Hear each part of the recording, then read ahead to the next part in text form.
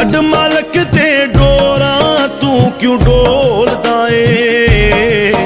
ਇੱਕ ਰਸਤਾ ਬੰਦ ਹੁੰਦਾ ਚਾਰ ਰੱਬ ਖੋਲਦਾ ਏ।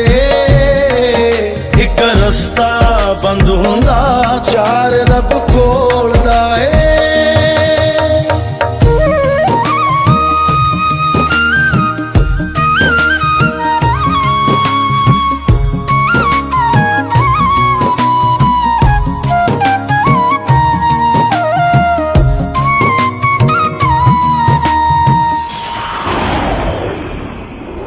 ਮੈਲੇ ਜੇ ਲੇਖ ਤੇਰੇ ਉਹ ਧੋ ਵੀ ਸਕਦਾ ਏ।